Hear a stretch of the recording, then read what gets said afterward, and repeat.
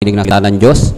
At bago ko tawagin nating pastor at awitin natin yung awit na Here We Are, Brother Dennis. Hallelujah. Tayo manda mga kapatid sa pakikinig na salita. Sa KFF na lang. Hallelujah. You look from above down to this earth,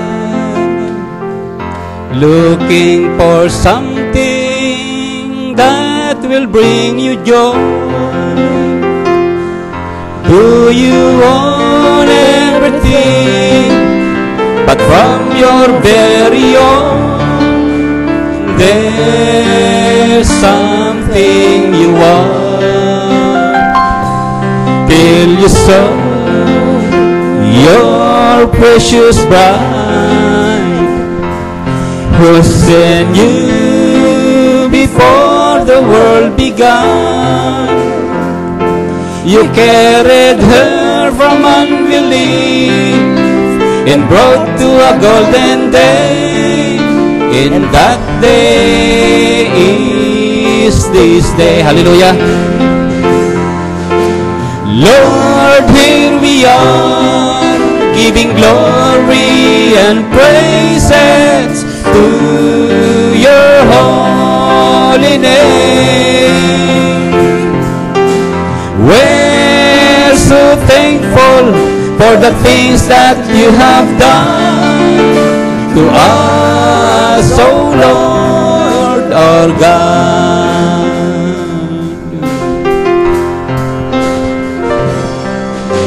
Lord, how precious is your plan, how you changed us and made us a perfect one. All these things were made by your loving hand. God and man became one. Hallelujah. Lord, here we are, giving glory and praises to your holy name. We're so thankful for the things that you have done to us, O Lord our God. Minsan pa, hallelujah. Lord, Pastor M.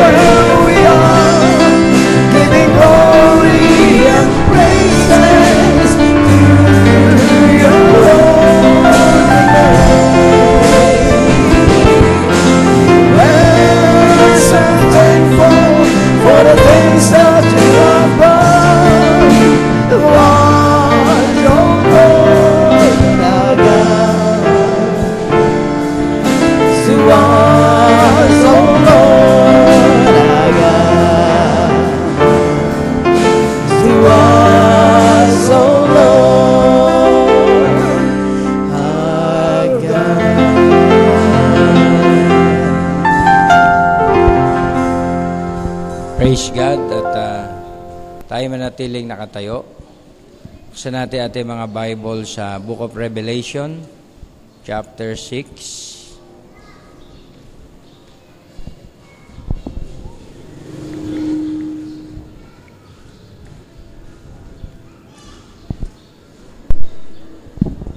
Okay. Chapter 6, verses... Simulan natin sa verse 1. Tuloy-tuloy yan hanggang verse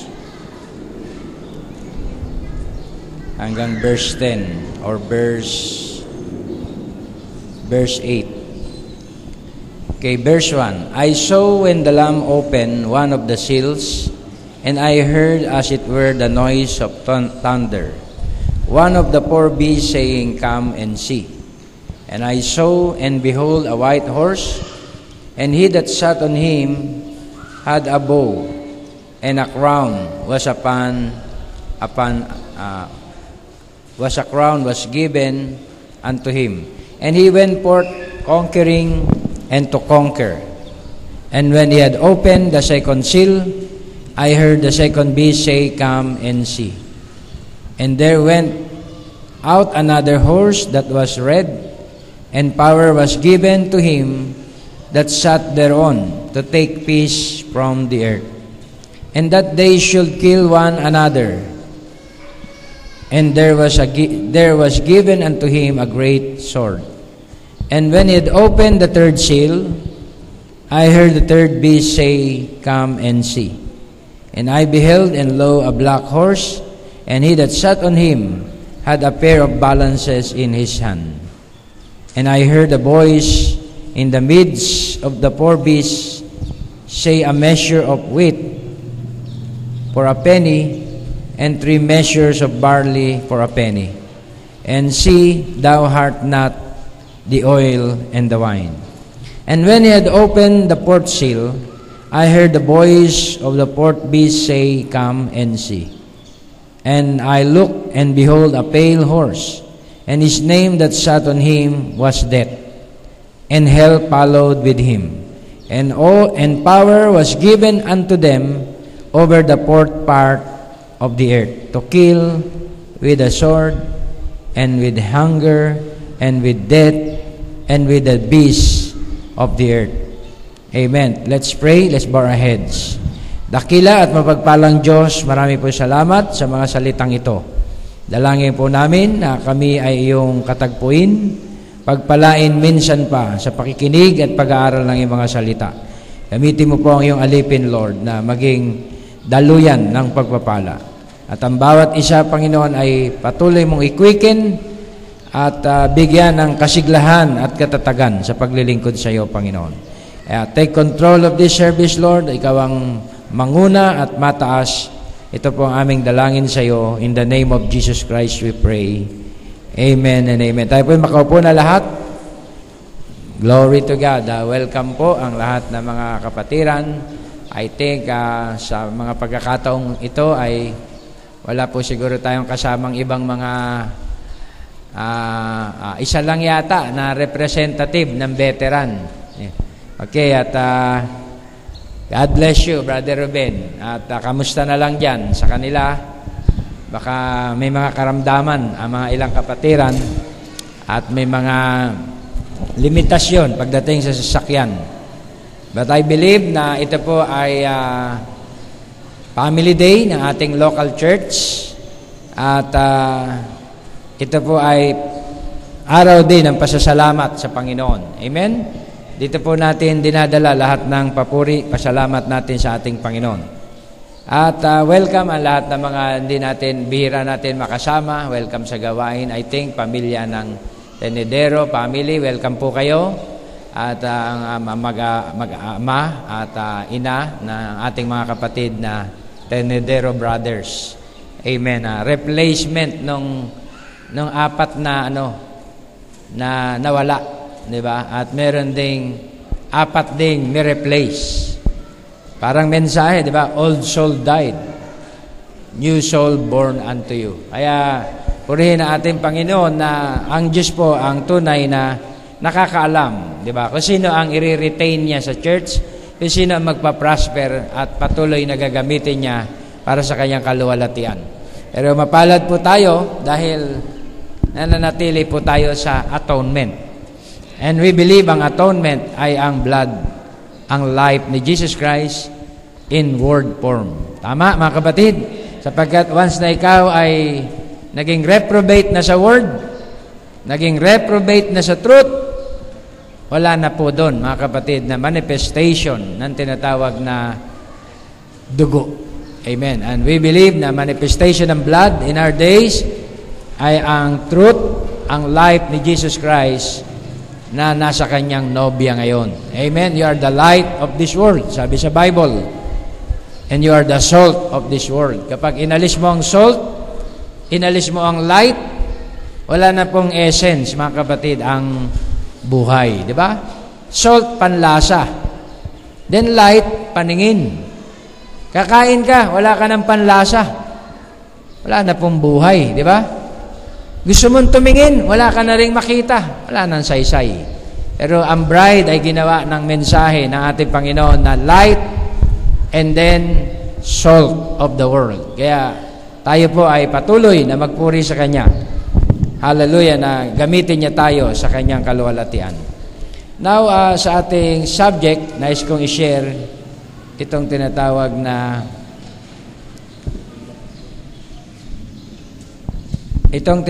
na four horse riders and the four living creatures. Okay? Makita po natin yan yung tinatawag na apat-apat. At ang number 4, ayon sa Bible, ay alam natin ay yan yung tinatawag ding deliverance. Di ba? Pero sa side ng Antichrist, alam natin yan yung tinatawag na panahon din ng temptation. Number 4. Tama? Pero sa number ng tinatawag na God's number, ang number 4 ay number of deliverance. Diba? Meron 3 Hebrew children tinapon doon sa furnace ng fire. Pagtingin nila, 4 na. May ika-4. Diba? Yung number 4 ay number of deliverance. Sino yun? Ang sabi doon sa Biblia, siya ay anyong anak ng Diyos. Diba? Na nasa kanilang kalagitnaan. Kaya hindi po nasunog yung 3 Hebrew children. Dahil merong deliverer na ika-4.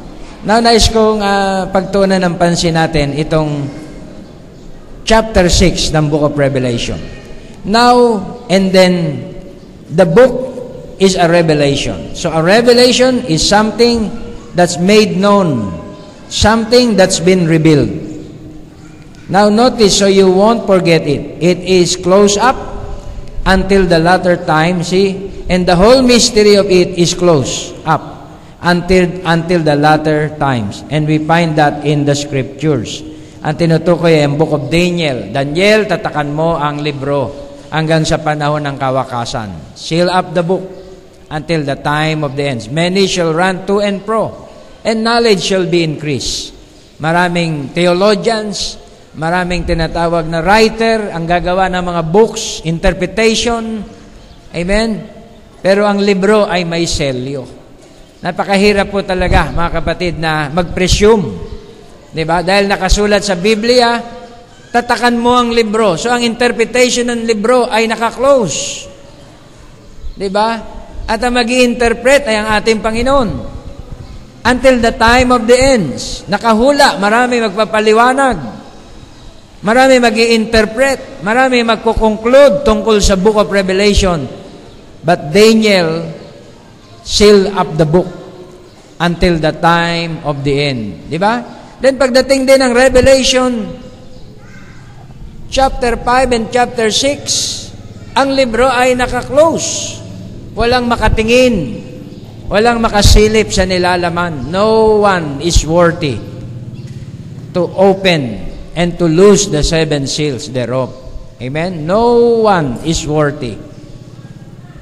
No man in heaven nor on earth, diba, is worthy to open the book. Wala eh.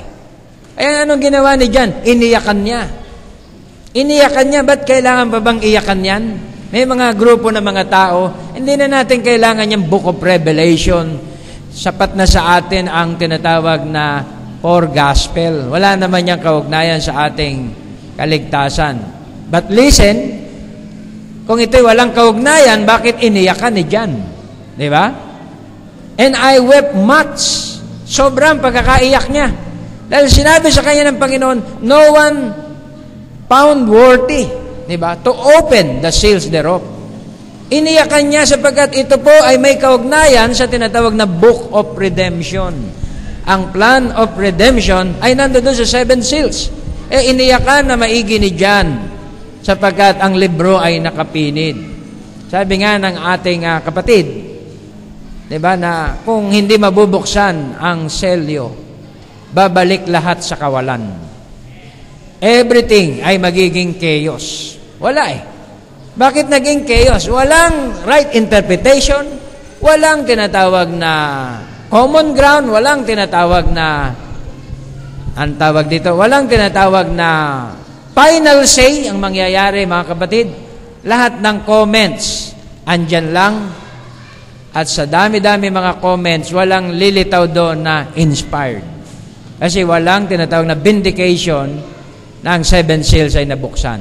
Pero sabi ng tinig dyan, Huwag kang umiyak. Sapagat may isa sa lipi sa tribo ni Juda, di ba, is prevailed to open the book and to loose the 7 seals thereof. Nagalak si John. Mga kapatid, kung bride ka, di ba, magagalak ka. Sapagat ang kapahayagan ay nabuksan na. Can you say amen? At wala nang hiwaga na nakatago o nakalingid pa man.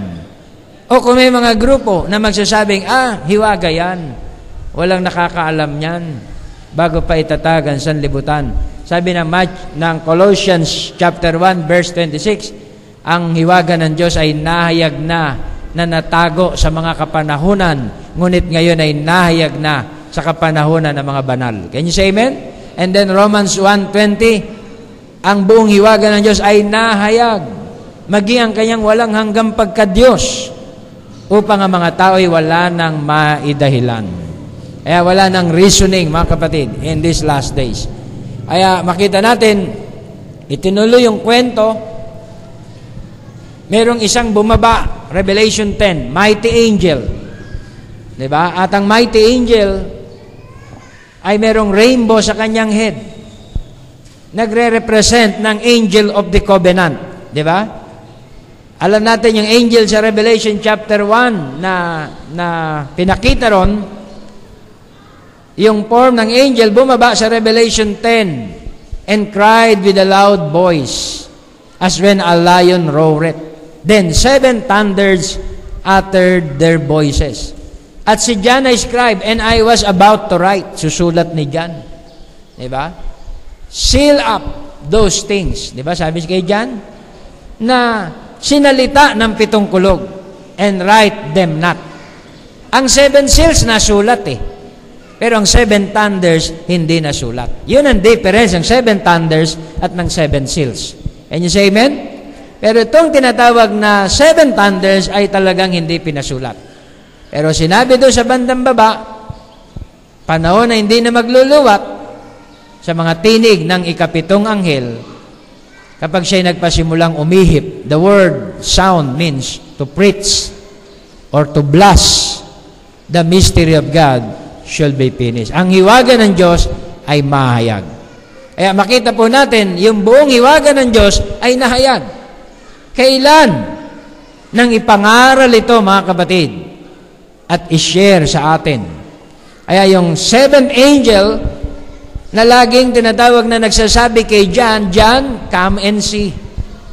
I will show you the mystery of the great whore. Yung buong Revelation chapter 7, alam nyo ba, laging merong 7th angel na tumatawag kay John, John, come and see. Na nagtuturo. Di ba? Merong anghel na laging nagsisasabi kay John, John, halika, tignan mo ang mga bagay na ito. Ito ang hiwaga ng 7 bituin. Ito ang hiwaga ng 7, di ba? 7 iglesia. Ito ang hiwaga ng tinatawag na selyo. Ito ang tinatawag na hiwaga ng dakilang Babylonia. At lahat ng mga hiwaga doon sa Book of Revelation, ang Panginoon ay merong inutusang anghel. Sinignified niya sa pamamagitan ng angel. Di ba? At yung angel na yon, pagdating ng Revelation, I think 22, dahil sa grabing unfolding na ginawa ng Panginoon sa pamamagitan ng angel, si John, mga kapatid, ay unaware na worship ang angel. Sabi ng angel, John, don't do it. I am thy fellow servant. Worship God. Amen? Worship the Lord. Hallelujah. I am thy fellow servant. So meron tinatawag na 7th angel na kung saan inutusan ng Panginoon. Di ba? Na kung saan ay sabihin kay Juan ang mga interpretation at mga bagay-bagay na yon tungkol sa Book of Revelation. Kaya pagdating ng tinatawag na earthly ministry ng 7th angel, wala siyang ibang gagawin, kundi iahayag niya ang mga lihim na bagay na ipinahayag sa mga propeta. Can you say amen? Kaya sabi ni ating kapatid, Brother Branham, this is the most inspired message sa aking entire life. Ano daw yon? I-preach niya ang 7 seals. Kaya before the opening of the seals, 1962, nag-attempt siya i-preach ang 7 seals. Pero ano yung dala niyang reference? Reference ng mga theologians. Reference nila Larkins. Can you say amen? Kaya ang title niya, dahil confused siya, Sirs, is this the time? Nakuha niyo mga kapatid, yung title niya, before the opening of the seals, 1962, may binigay kasi sa kanyang vision, I think month of December, dumating ang vision, na merong ipagagawa sa kanya na ministry, na kung saan i-preach ang tinatawag na third pool. Pero naipangaral niya ito, mga kapatid, nang wala pa yung vindication noong 1963. Kaya hindi niya na-preach ang 7 seals. Wala siyang na-preach. Buksan niyo yung libro ng Sirs, is this the time? Walang white horse rider, walang red horse rider, wala siyang binanggit doon. Walang pale horse rider siyang na-mention doon. Kundi ang na-mention niya lang yung mga mysteries ng Kingdom of Heavens, dispensation of grace. Mysteries ng tinatawag na 7 parables, mysteries ng puro mysteries. Pero walang 7 seals na open. Sapagkat hindi pa time para yun ay mabuksan. Can you say amen? Pero pagdating ng huling kapanahunan, yung time appointed ng Diyos, kasi ang Diyos po ang may hawak ng time eh. Di ba? Pagdating ng appointed time, yung end time, dumating yung tinatawag na kawakasan, doon mabubuksan ang buong hiwaga ng Diyos. Mga kapatid, meron po itong maaring tanungin niyo ako, Pastor, paano naman natin nalaman na 1963 yan? Meron ka bang referensya na yan ay 1963? Yan. Buksan natin ang Book of Daniel sa chapter 12. Di ba? Sabing ganon, magkakaroon ng tinatawag na 1,200. Okay, kung hindi ako nagkakamali, 90 days. Okay? From the time that the daily sacrifice shall be taken away. Daniel chapter 12. Di ba? There shall be a time, 1,290 days. Mag-count ka ng 1,290 days. Nandiyan yan sa inyong mga Bible. Sana may projector para malinaw. Ang daily sacrifice na sinasabi ay palagi ang handog na susunugin.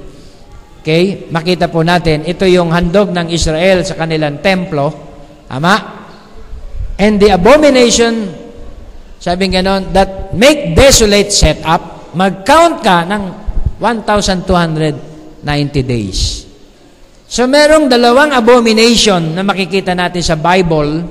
Ang first abomination, diba, yung tinatawag na nangyari, na yung tinatawag na temple worship ng mga Israel ay inalis, di ba? At in-establish nila ang tinatawag na pagan worship ng sinakop ng Rome, di ba? Yung tinatawag na Jerusalem. Winasak ang templo sa panahon ni Titus, sinunog, right? At nag-set up sila ron ng kanilang tinatawag na templo. So, yun ang first abomination, yung Rome. Pero merong another abomination na binabanggit, mga kapatid. Di ba? When, sabing gano'n na, sabi doon sa Bible, kapag ang palagyang handog na susunugin ay inalis, at magtayo sila ng tinatawag na karumal-dumal. Di ba?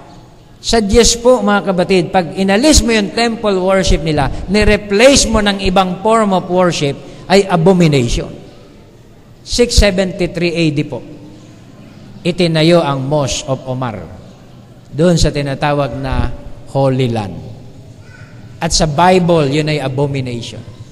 673, mag-count ka. Dahil ang 1,290 days ay equivalent ng years. 1,290 years. Pumatak po siya ng 1963. Ito po ay introduction sa ating preaching. Kaya may nakaganapan sa 1963. Ang librong natatakan na sinabi ni Daniel, tatakan mo ang sinasabi ng libro hanggang sa panahon ng kawakasan. Ang panahon ng kawakasan na tinutukoy ay yung 1,290 days na equivalent ng 1963. Oh, hallelujah! Nasa Bible, mga kapatid, ang kaganapan na ang selyo ay mabubuksan. But it takes, mga kapatid, yung tinatawag na gifts from God, di ba? Para ma-identify natin yung sinasabi ng Biblia. Ang tagal ko na po nag-ikot, mga kapatid, for almost kulang-kulang ng 30 years. Kung sino magpapaliwanag niyang 1,290 days, wala po akong narinig na nakapagpaliwanag. Di ba? Sa message na ito lang lumapat. From the time that the daily sacrifice shall be taken away, and the abomination that make desolate set up, count 1,290 days. Lumagpak po siya ng 1963. Kaya before 63, sabi ni Verban, sirs, is this the time? Wala siyang na-preach na 7 seals. Dahil ang libro, sabi sa time ni Daniel, naka-close pa. Many shall run to and fro, mag-i-interpret, magpapaliwanag. O sino yon? Mga kasamahan niya. Sila Larkins, mga Pentecostal. Mga libro ni Uriah Smith, binabasa ni Verbanam. Pero hindi iyon ang interpretation. Di ba? Hindi iyon ang right interpretation ng 7 seals. Kaya yung interpretation ng 7 seals, ito'y divine inspiration na mabuksan po ito noong 1963. Diba? Every night, merong visitation. At pinapaliwanag yung kahulugan ng white horse, red horse, black horse rider, pale horse rider. Hallelujah. At hindi ko na kailangan pa mag-interpret ng sarili ko interpretation. It is already interpreted. Can you say amen? Ang Diyos mismo, mga kapatid, ay bumaba sa form ng tinatawag na word form. Diba? Bumaba siya sa form ng tinatawag na word. Yung revealing ng Son of Man ay word form para i-reveal yung interpretation ng 7 seals. Kaya exactly na nasa Biblia. At yun ay ating sasagiin sandali, yung 4-horse rider. 4-horse rider lang muna tayo. Masyadong mahaba yung 7 seals. Tumutok tayo sa 4-horse rider. Sa book of Joel, merong propesya. I will restore to you the years that the locust hath eaten, the cankerworm, the palmerworm, the caterpillar, the great army which I sent among you. Amen? At may promise doon. Di ba? Yung sinabi doon, your sons shall dream dreams, your daughters, your old men, puro your. Pero pagdating doon sa sumunod na tala, and unto my handmaiden, bride yun, and unto my servant, I will also pour out my spirit in those days. May dalawang tinatawag na vessel. Nakuha nyo? Isa ay your. Pagdating doon sa sumunod na talata, and unto my, di ba? May ownership, di ba? Pag-aari niya yun. Yun ang handmaiden, yun ang bride. And unto my servant, yun ang mga prophet, 5-fold ministry. I will pour out my spirit also in those days. The same Holy Spirit, binuhusan ng lahat ng laman. Dahil sabi, I will pour out my spirit unto all flesh. Kasi ang Diyos po hindi nagtatangi. Tama? Pero ang manifestation ng dalawa ay kagaya doon sa wheat and tares. Diba? Yung wheat, ayun ang children of God. Di ba? Sabi sa Bible, Matthew 13, and the tares are the children of the devil. They both prophesy. They both preach the gospel. Di ba? Dream dreams. Di ba? And show signs and wonders also. Pero meron siyang particular na tinatawag na sinabi niya, and unto my handmaiden, unto my servant. May particular siyang mga grupo. Anong grupo yun? Yun ang bride. At ang bride ay universal. Can you say amen? Yan ay mystical body ni Lord Jesus Christ. Tumanggap din ang Espiritu. Kaya malinaw po, mga kapatid, yung tinatawag na Matthew 5:45, the rain shall fall and the rise shall shine unto the just and unto the unjust. Parehas, mga kapatid, di ba? Pag sumikat ang araw, sasabihin ng panirang damo, ay, salamat sa napakagandang panahon. Kahit hold-upper, sasabihin, ay, salamat, ang ganda ng panahon. Di ba? Kahit hard killer yan, swindler, paglabas niya sa umaga, salamat, ang ganda ng panahon. The same din ang bride, magsasabi rin, salamat, Panginoon, napakaganda po ng panahon. Tama, mga kapatid? Lahat yan. Ano man ang klase ng mga tao, pag ang Diyos nagpaulan at nagpasikat ng araw, tinatamasa nila. Yun ang dispensation of grace. Yun ang kapanahonan ng biyaya. Pero ang Diyos may particular na hinihirang. May particular siya na pinili. Diba? Merong pinredestine niya because of His foreknowledge. He can predestinate. Bakit? God is omniscient. He know all things. He know the beginning and the ending of the story. Hindi siya Diyos na nagbabaka sakali. Diba? Ano yun?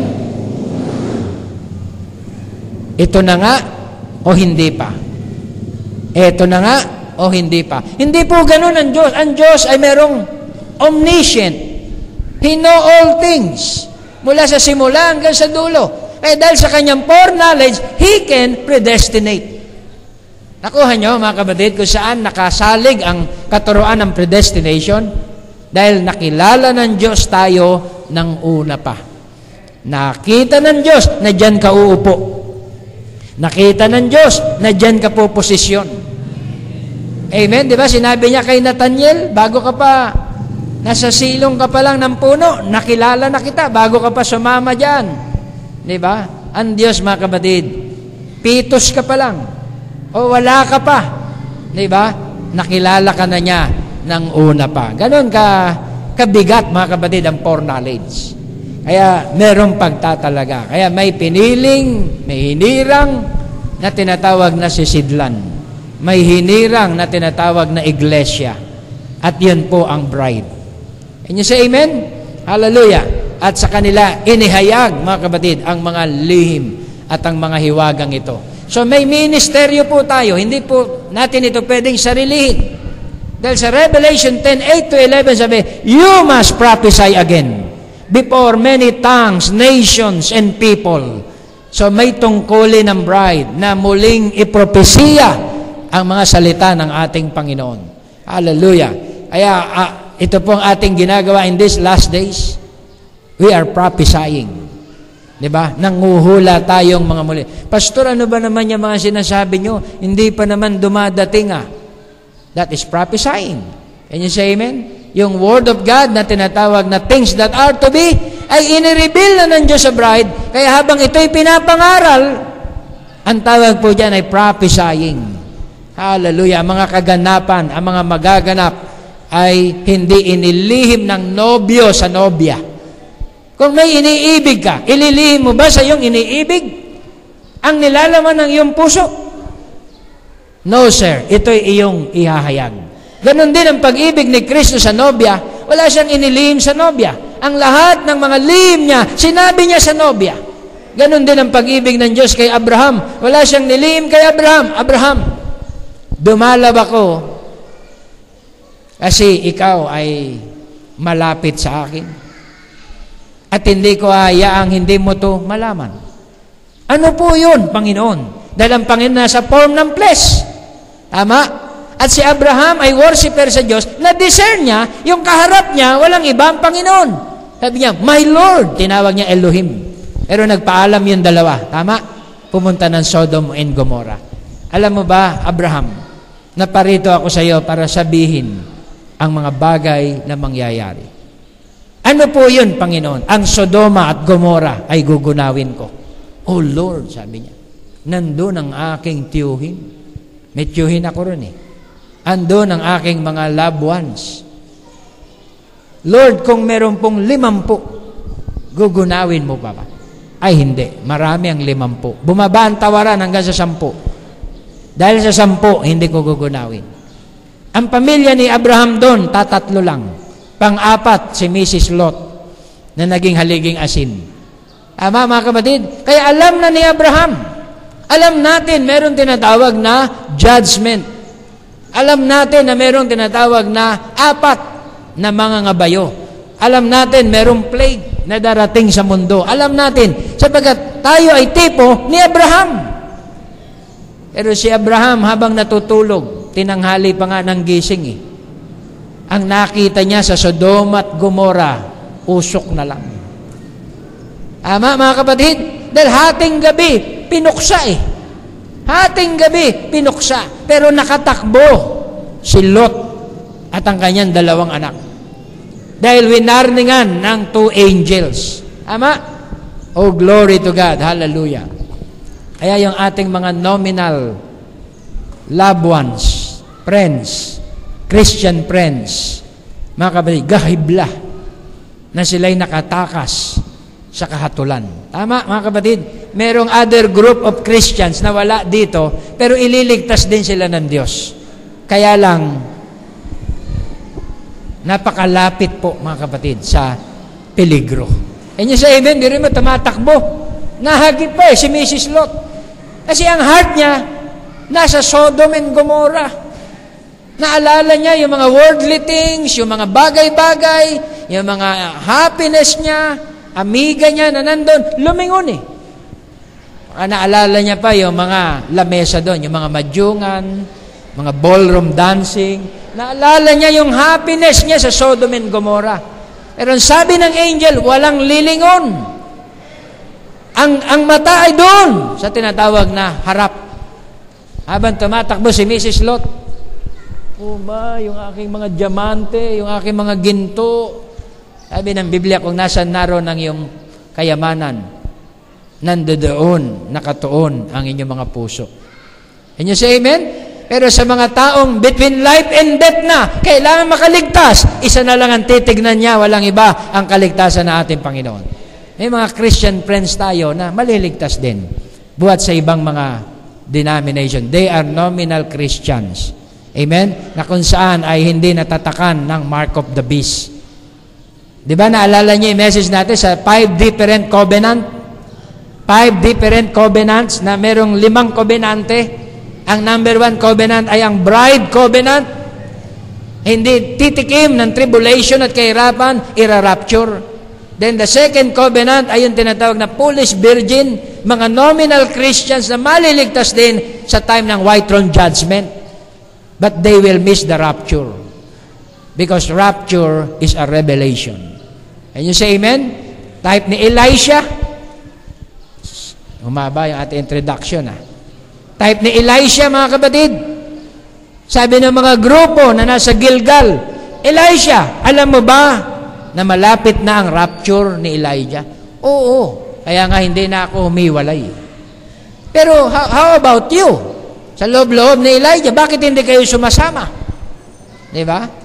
Yung mga prophet sa Jordan, nag-prophesy, Elisha, alam mo bang malapit ng i-rapture si Elijah? Alam ko, kaya nga ako sumusunod. May mga nominal Christians na hindi susunod sa mensahe. They will be saved. Maliligtas sila. Kailan? Not now. Sa time ng white throne judgment.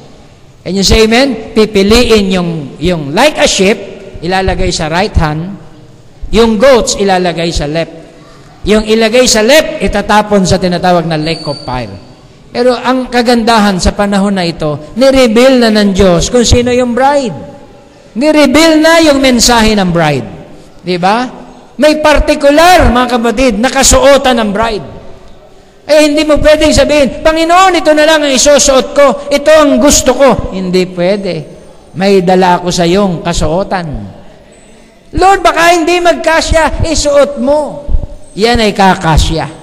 Kaya nang unang ihatid ni Elijah, yung damit kay Elisha, hindi pa kasya. Ama? Hindi pa siya inubligan ni Elijah ang sumama.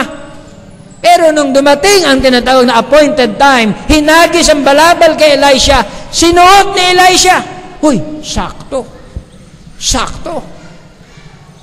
Follow me, Elisha. Yun ang time na iniwan ni Elisha ang worldly things.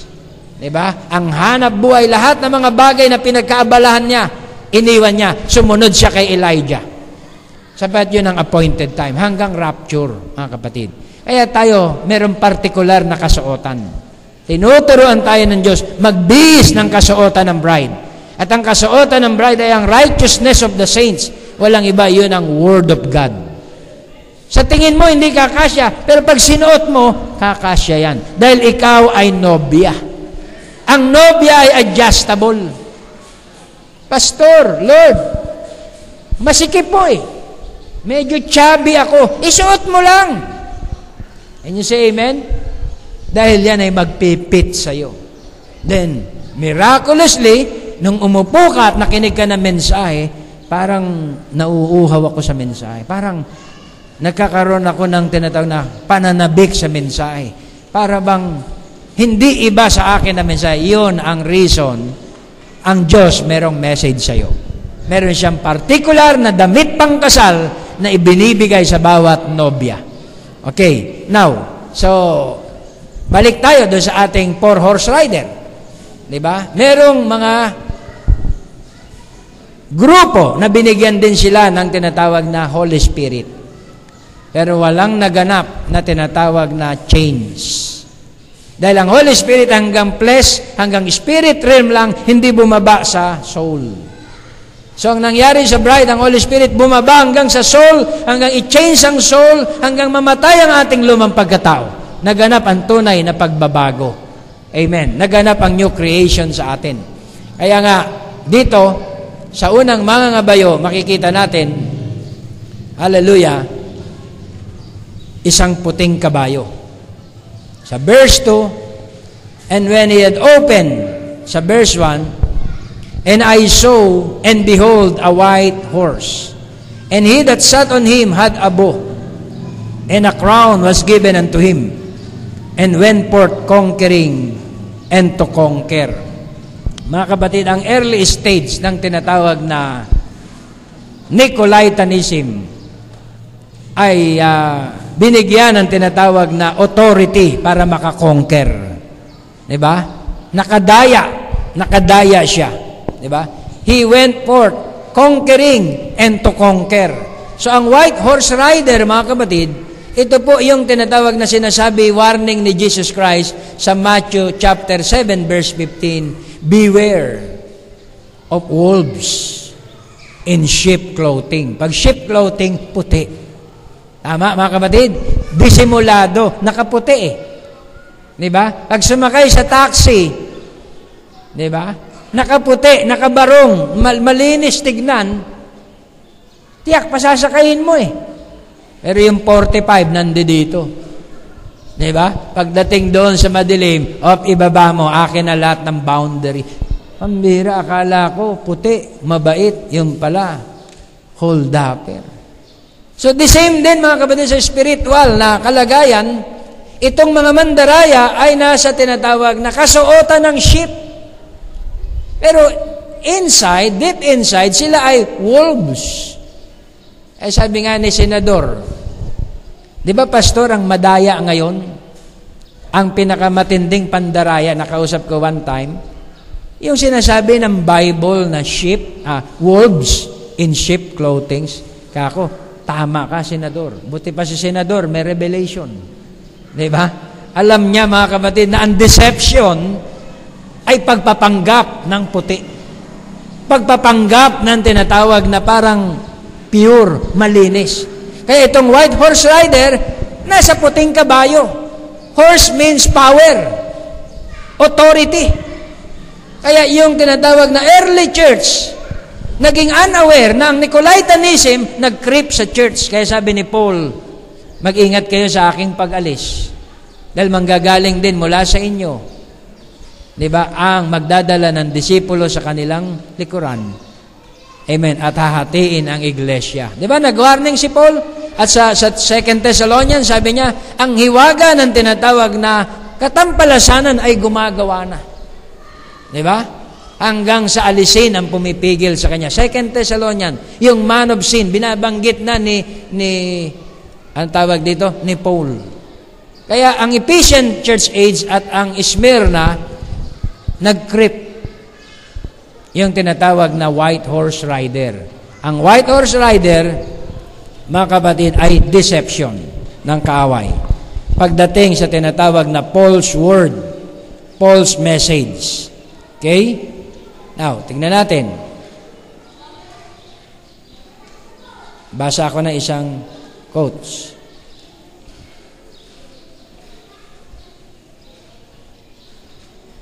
So yung tinatawag na puting mga ngabayo, okay, ay humayo. Meron siyang isang korona. Si Kristo maraming korona. Diba? Sa Revelation chapter, I think 19, diba? Yung nakasakay din sa puting kabayo, pero marami siyang crowns. Pero ito, isa lang ang crown niya. Siya yung tinatawag na King of Deception. Yun lang ang kanyang tinatawag na putong. Hari ng pandaraya. Kaya siya ay magko-conquer hanggang dayain niya ang tinatawag na one-fourth. Biruin mo, pinagkaloob sa kanya. Diba? Na ma-deceive niya ang one-fourth ng tinatawag na population. One-fourth. Diba? Ang kanyang tinatawag na ministry. Kaya, yung one-fourth na yun ay talagang binigay sa kanya na kanyang madaya. Okay? Kaya sa early church, hindi na malayan yung tinatawag na white horse rider dahil siya ay nakadamit puti. Nandadaya at nambibihag. At hindi siya namalayan. Yun po ang mga katuroan ng Nicolaitanismo. Yun ang katuroan ng mga antikristo na sinabi ni John na sa panahon ngayon ay marami ng antikristo. Diba? At ang antikristo ay hindi umiibig sa kanyang kapatid. Ang word na antichrist means anti-word. Diba? Kailangan may knowledge ka sa word. To be an antichrist, kinakailangan meron kang knowledge sa word. Hindi po si Hitler ang antichrist. Hindi sila, anong tawag dito? Mga warrior ang antichrist. Ang antichrist na tinutukoy sa white horse rider ay may knowledge sa word. Sila ay preacher. Sila ay like an angel of light. Diba? Anghel ng liwanag na may dala ding gospel.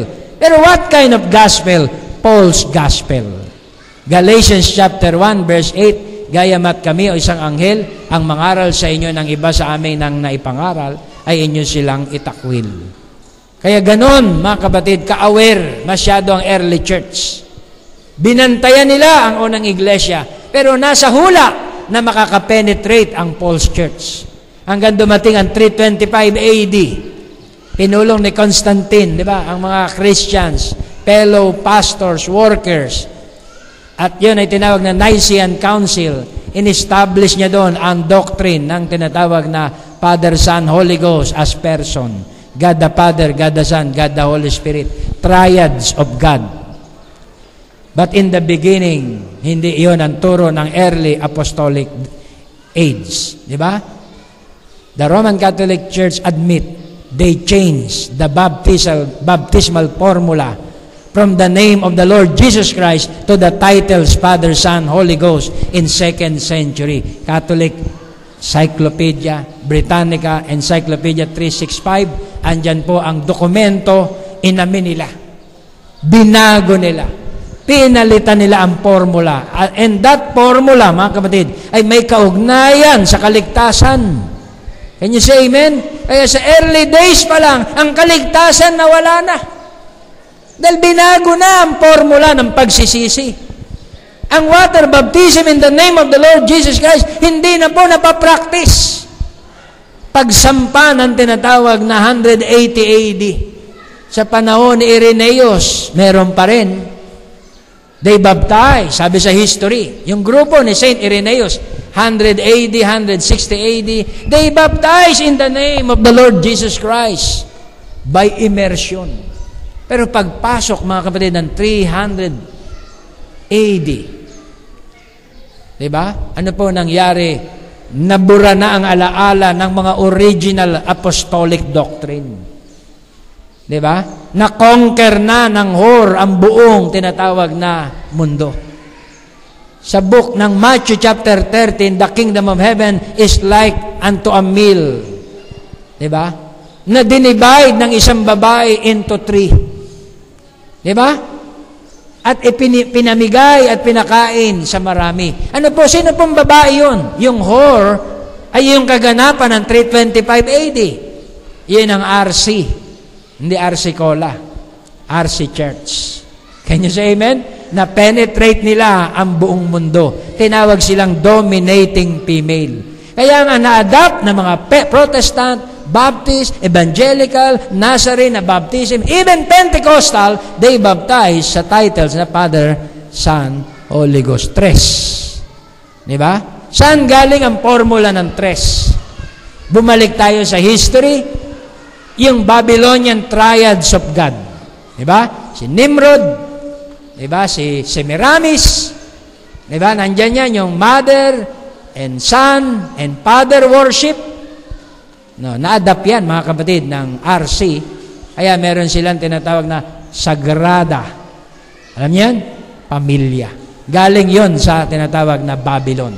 Meron ding teaching ang tinatawag na Persia, Medo-Persia, na yung triads na babaeng Diyos, pero ang mukha niya tatlo. Kilala niyo yun? Si Trimurti.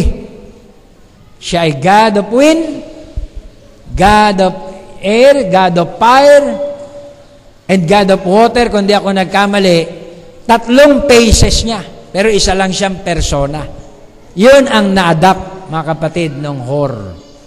Kaya kumalat sa buong mundo ang tinatawag na false baptism. Okay? Pero ang Diyos nag-mediate para sa kanyang mga anak under sa tinatawag na teaching na yan, na magitan siya kila Luther, kila Wesley, even though na ang baptism nila ay Father, Son, Holy Ghost, titles, ang Diyos ay nakipag-ugnayan sa kanila sapagat hindi pa panahon para maintindihan nila ang tinatawag na full word. Ang restoration ay nasa dulo pa. Kaya ang Diyos, ang Son of God, nag-mediate sa ignorance ng tinatawag na churches para may maligtas. Kasi wala maliligtas eh. Can you say amen? Namagitan siya sa kanilang tinatawag na faith. Kaya sabi ni Luther, the just shall live by faith. Unti-unting naiintindihan ni Luther, unti-unting naiintindihan ng mga mananampalataya ang pagbabago. Kaya inilabas ni Martin Luther ang tinatawag na believer sa paganism. From tinatawag na paganism, tradition, dinala niya ang tao sa tinatawag na Bible faith. Kaya minarkahan siya na protestante. Dumating ang mga Methodist na idagdag ang kabanalan, ang paglilingkod sa pamamagitan ni John Wesley. Dumating ang Pentecostal na idagdag ang mga gifts, restoration of the gifts. At dumating ang huling panahon, isinauli ang lahat ng mga kinain ng 4 na insekto.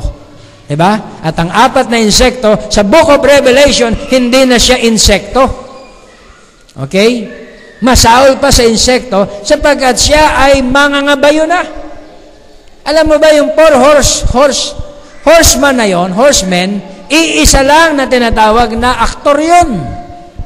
Yun ay ang diablo. Nagpapalit-palit lang siya ng costume. Parang pelikula ng unang panahon, di ba? Yung bida, maglalagay lang ng bigote, kontrabida na. Di ba? Sa susunod, siya naman yung tinatawag na bida. Kaya yung tinatawag na aktor nito, walang iba, si Satan. Nagpanggap siya na tinatawag na bida ng early church. May corona. Di ba? Sabi, nagpasimula ang Nicolaitanism sa mga saying. Diba? Saying, yung biru-biruan. Saying. Then, yung saying ay naging deeds. Naging practices. Then, yung practices, naging tinatawag na doctrine. Doon nagsimula, mga kapatid, ang tinatawag na doktrina ng Nicolaita. Nicolaita means conquer the laity. Kaya, he went forth to conquer and to conquer. Diba? Siya'y sinugo, humayo para mambihag at mambihag at mambihag. Sabi sa Timothy, binibihag niya ang mga babaeng haling, mga babaeng bao.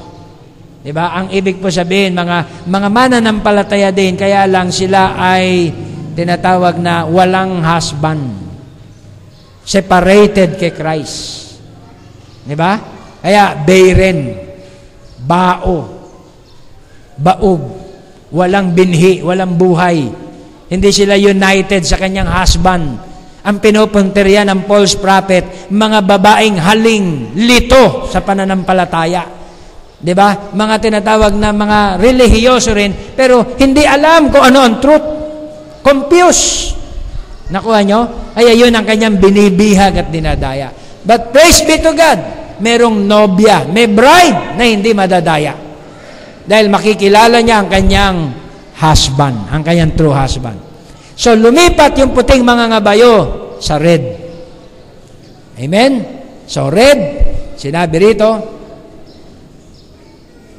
ano yung red? And when he had opened the second seal, I heard the second beast say, "Come and see." Yung beast na nagsasabing, "Come and see," ang tawag doon, living creature, sila ay nasa God side. Yung tumatawag kay Jan, "Jan, halika dyan. Tignan mo to." Ibig sabihin, kakampi siya ni Jan. Amen? Yung nag-expose na beast, kakampi siya ni Jan, maging sa white horse rider. "Halika dyan, tignan mo to, may puting kabayo." May nag-expose. Sa bawat kapanahunan, may nag-expose. Ang living creature, mga kapatid, ay messenger from God. Ito'y Espiritu ni Kristo na sinugo sa mga mensahero. Kaya ang beast na ito sa Revelation chapter 4, meron silang eyes, full of eyes, behind, maging sa front, puno ng eyes. Face like a lion, mukhang leon. Beast like beast like a calf, guya. Beast like, faces of men, mga mukha ng mga tao. Then yung pamport beast ay like an eagle. So yung itsura nila, they have wings, 6 wings. Diba? Each beast merong 6 wings. Binanggit yan sa Ezekiel. 6 is the number of labor. And wings represent deliverance.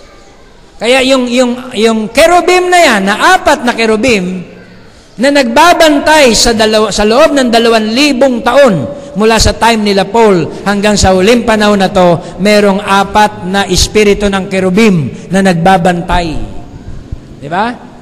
Na nagbibigay ng mensahe sa mga anak niya. Nakukuha niyo, mga kapatid? May mata sa harap, ibig sabihin, nakikita nila ang present. Nakikita nila ang future. May mata sa likod, nakikita nila ang past. Both past, present, and future ay nakikita ng 4 living creature. Can you say amen? Kaya nga, nakita nila ang nangyari sa Genesis. Diba? Na it was not apple ang nag-cause ng original sin. Nakukuha niyo, mga kapatid? Diba? In-expose niya. May mata siya sa likod, ibig sabihin, kung ano ang kaganapan sa kasaysayan, ay nakikita niya. May mata siya sa harap, nakikita niya ang present age. Ang matindi pong makadaya, mga kapatid, itong present. Diba? Dahil ang ginamit po dito ay pampaalsa. Puno ng daya. Libin ang ginamit dito sa present. Diba? Kaya nga sabi sa Bible, ang pagitan ng false at saka ng true ay hairline. Matthew 24:24. Maraming false prophet, false Christ ang mag-a-arise. And they shall deceive many. Maging ang mga hirang kung maaari ay kanyang madaya. Ganon katindi, mga kapatid, yung tinatawag na Antichrist. Ang mahirap po ang present day na ating kinabubuhay. Can you say amen? Hindi mo makikita, daya pala. Deception pala. Diba yung mga in-expose? Mamaya, tatakbo tayo pagdating sa black. Excited ako sa black eh. Diba? Dahil meron dong mga bagay na may expose. Dito sa red, ito yung sinabi ni Jesus Christ, there shall be rumors of wars. Diba? Pero ang end is not yet time. There be rumors of wars, mga alingaw-ngaw ng digmaan. Diba? Sinabi niya sa Matthew 24, yung preaching ni Jesus sa Matthew 24, yung tinatawag na false prophet, then war, then famine and drought, pestilence, ay patungkol yun sa tinatawag na 4 horseman. 4 horse rider ang tinutukoy niya ron, mga kapatid. Kaya nag-warning na si Jesus sa kanyang time pa lang. Kaya pagdating dito sa Book of Revelation ng ating 4 horse rider, yung mga ngabayo, sabi niya, tama na, bait. Kung hindi kayo makuha sa santong dasalan, dadaanin ko kayo sa santong paspasan. Nag-change, mga kapatid, yung image, yung beast, nag-change from false prophet, naging tinatawag na, ano siya? Emperor. Diba? Sumakay siya sa pulang kabayo, ibinigay sa kanya ang kapangyarihan sa digmaan. So, yung Antichrist ay nasa form na ng warlord. Warlord na siya ngayon. Can you say amen? Walang pinagkaiba sa time, mga kapatid, ng mga Cesar. Yung religious at saka yung politics, pinag-isa. Diba? Yung tinatawag na uniting ng government at ng religious, pinag-isa. Kaya ang buong kapangyarihan ay nasa kanya. May power siya over the fourth part of the earth to kill and to destroy. Basahin natin sa Revelation chapter 2. And when he had opened the second seal, I heard the second beast say, Come and see. And there went out another horse that was red, and power was given unto him that sat thereon to take peace from the earth, and that they should kill one another. And there was given unto him a great sword. Mabigat po, mga kapatid. Hindi basta sword, great sword. Ibig sabihin, yung kanilang hawak na sandata ay makapangyarihan. Nung panahon na yon, mga kapatid, ang sandata, sword pa lang. Pero tumatakbo ang teknolohiya. Bumibigat po ang sandata. Diba? I-overlap ko ng konti ang red horse sa ating panahon. Know you not na ang warfare ngayon ay hindi na barilan? Ang warfare ngayon, mga kapatid, ay disturbances ng nature. Merong tinatawag na clippings na nag-experiment, mga kapatid, ang China ng snowstorm warfare. Gumawa sila ng tinatawag na storm, na snowstorm. Kaya lang nag-backdrop din sa kanila yung kanilang ginawa. Meron dong comment sa internet. Dahil ang warfare ngayon, mga kapatid, ay nature. Gumawa ang Amerika ng harp, Subukan naman namin gumawa ng snowstorm. Tingnan nyo, mga kapatid, artificial na ang war ngayon. Di ba? Kung paano na-expose nung panahon ng mga Bush. Meron silang investment sa armory, arsenal, weapon. Kaya kada lulok-lok na Bush regime, lagi may war. Napansin niyo yan? Di ba? Pag lulok-lok yung tinatawag na mga Bush na mga pangalan, laging may war. Bakit, mga kapatid? Sa war, may budget. Tama, mga kapatid? Pag walang war, walang budget. Pag may gera, kailangan ng budget. Alam mo ba, isang tomahawk lang. $100 million. Diba? Ang katumbas. Isa pa lang nun na tomahawk. Hindi ako nagkakamali. Naalala ko sa isang tawag dito, National Geographic. Napakamahal pala ng investment sa war. Can you say amen? Kaya ko ang lulok-lok, diba? Na tinatawag na powerful na hari, kontrolado niya ang war. Huwag kayong mag-alala, mga bansa, kung kanino ang pinakamalalakas na weapon, siya ang hari. Diba? Yan naman po ang rules ng tinatawag na war. Kung andala mo lang yung disaksak na baril, diba? Yung pulbura, sinasaksak. Nagkakarga ka pa lang. Ay yung kalaban mo, ano na yung pinaan na sa'yo? Machine gun na. Brrrr. Wala, patay ka na. Kaya yung rule ng war, kung sino yung pinakamalalakas na sandata, siya po ang hari. Ang ginawa ng Antikristo, mga kapatid, tinuklas nila ang pinakamapapamumuksang sandata. Kaya sila ang naghari sa gera. Kaya ang Red Horse Rider, ito po ay Antichrist na nag-form ng tinatawag na warlord na siya. Ginamit niya lang sila Hitler, sila Mussolini, sila Franco, Stalin, mga warlord. Kinokontrol lang yan ang religious. Tandaan nyo, yung mga siga-siga sa mga bansa, mga bayan, probinsya, kukontrolin yan ng religious. Kasi pag religious na lumapit sa'yo, mag-aanyo ka ng may kabanalan. Di ba? Pero doon, deep inside, yun ay killer warrior. Nakita niyo ba si Adolf Hitler nagpapapray sa Pope? Nilelehan siya ng Pope. Merong picture tayo sa smoke screen. Ang commission niya, ipapatay, isaturate ang kalaban ng relihiyon niya. Alam mo, relihiyon niya, RC. May kinomission siya. Kaya yung mga tinatawag na panahon na yan, ng panahon ni Adolf Hitler, yung mga pari po, naguhubad ng abito. Magmimisa sa umaga. Pagdating sa hapon, ustasi uniform. Squad, mga kapatid, ng tinatawag na Nazi. Ang dala, Uzi. Meron po tayong record niyan. Pabasa ko sa inyo, smoke screen. Bawal na ngayon sa PBS ibenta. Nakakuha si brother, nakabili yata si brother Dennis, yun. Yung in-expose ni Dr. Alberto, totoo yun.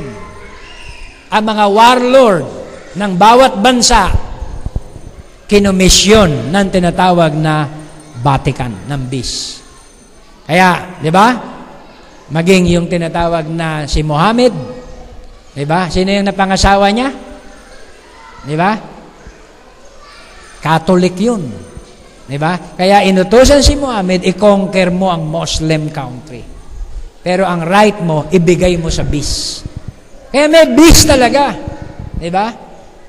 Yung Nazi, kinontrol din yan, mga kapatid, ng Vatican. Lahat yan, kinontrol. Communism, ang Russia, mahirap pasukin. Masyadong solid. Diba? Nanggaling din pala doon sa tinatawag na Seven Hills. Yung tinatawag na communism. Nakuha nyo, fascism, nazism, communism, ay kinomission lang, pati mga mafia nga eh. Ang nagpipinance yan, mga kapatid, ay yung tinatawag na Seven Hills. Ito exposition, open door, pero kailangan nating malaman. Dahil ito'y Red Horse Rider. So ang Red Horse Rider ay may power to kill, to destroy, manakot, diba? Mag-sanction ng lahat ng tinatawag na kabuhayan. Halimbawa, bansa ka, hindi ka makikiisa, isa-sanction ka. Tingnan mo nangyari, mga kapatid, sa Iraq. Diba? Tingnan mo nangyari ng mga kumakalaban sa superpower ngayon. Wala, durog. Sabagat ang BIS ngayon ay makapangyarihan na. Ang kanyang kapangyarihan, mga kapatid, ay pinagsama ng iron and clay. Dati po magkaribal ang tinatawag na Russia at Amerika. Ngayon po magkasundo sila sa isang treaty, United Nation. Sabi sa Daniel, sa huling panahon, ang iron and clay magsasama. Kaya sa United Nation, magkasundo sila. Nakuha nyo, mga kapatid, sila ngayon yung tinatawag na mga great nations. Pilipinas, wala po yan. Tapunan lang ng basura yan. Tinataboy lang sa atin yung mga hurricane, yung mga Yolanda, dito lang tinataboy sa atin. Pero yung mga great city na yan, hindi po pwede nila, hindi po papayag ang China, hindi papayag ang Japan, wag nyo padaanin yan dito. Hindi papayag ang Amerika, wag dito yan. Russia, lalo na. Yung HARP technology, mga kapatid, inimbento lang ng tao. Pinag-aralan ko, noon, duda pa ako na magagawa ng tao. Pero based sa tinatawag na mga research, nakita ko, mga kapatid, mayroong truth. Na pwede silang lumikha ng tinatawag na tidal wave. Pwede silang lumikha ng tinatawag na radio wave na napakalakas. Kayang mag-produce ng tinatawag na bagyong Yolanda. Hurricane. In China nga, gumawa na ng artificial snowstorm. Gagamitin yon pandigma. Amen. Sabi doon sa HARP, ginawa nila ito para magkaroon sila ng signal sa mga submarine kasi sa ilalim po ng dagat, ang tawag low frequency na ang wave. Mahina na. Kaya palalakasin nila yung kanilang frequency para magkaroon sila ng contact sa kanilang mga nuclear submarine, mga tinatawag na nasa ilalim ng dagat na force, at magkaroon sila ng ng signal doon sa iba't ibang sulok ng mundo through satellite. Lumakas po yung HARP. Yung 160, kung di ako nagkamali, na na ano ba tawag doon? Transmitter o parang antena. 'Di ba? Na nilagay nila doon sa tinatawag na Alaska. Siya po ay merong tinatawag na authority, power, na kung saan i-convert ang bagyo. Kung saan nila pwedeng dalin. Yung gera noon sa tinatawag na Vietnam, nahirapan silang talunin yung mga Vietnamese. Nakatago sa ilalim ng lupa yung mga Vietcong. Diba? Hindi nila mapatay. Ang Amerika gumawa ng tinatawag na artificial storm. Bumaha, bumagyo. Ano pong nangyari sa mga Vietcong? Umaon sa tubig na nalulunod. Sa kanila pinagraratrat. Nanalo sila sa gera. Tinawag nila yon Operation Papay. Nakuha nyo mga kapatid? Kaya balik tayo sa history. Ang Red Horse Rider, sumasakay siya sa pinakamakapangyarihan at pinakamaimpluwensyang force sa mundo. At yun ay ididisib niya at gagamitin niya bilang kanyang lakas. Can you say amen? Nakita ng Antichrist na sa panahon na yon, ang Rome ang pinakamakapangyarihan. Kaya, ang Rome, di ba? Ang sinakyan ng tinatawag na Antichrist. Ang Rome ang tinatawag na Old Dragon. Siya yung tinatawag na Old Beast. Di ba? Na ang nature naman ng mga Caesar ay magpasamba sa tao. Ang kanilang recognition, sila ay Diyos sa earth. Pontifex Maximus. Diba? Ano pong meaning nun, mga kapatid, ng meaning na yon? Yun ay supreme leader, diba? Of the whole world and universe. Pontifex Maximus. Grabe yung titulo. Titulo na ng Diyos. Inagaw ng isang tao, ang tawag po ron ay Antichrist. Kaya kanilang inilunsad ang mga digmaan para i-conquer ang tinatawag na mga bansa by the name of religion. Diba? Then secondary na lang yung gold and treasure. Kaya sinako pa mga bansa under ng Red Horse Rider. Inalis ang kapayapaan sa mundo. Power was given to him that sat thereon to take peace from the earth, and that they should kill one another. Diba? And there was given unto him a great sword. Hindi nila alam, nilalaro lang sila ng demonyo para magpatayan sila sa isa't isa. Diba? Nation against nations. Diba? People against people. Ang gumagawa po niyan, demonyo. Mag-i-start yan sa religious conflict. Diba? Kaya mayroong religion nga. May tawag sila doon, yung Muslim, jihad. Naka-ready sila dyan. Diba? Naka-ready sila sa holy war. Ang Israel din, naka-ready din yan sa holy war.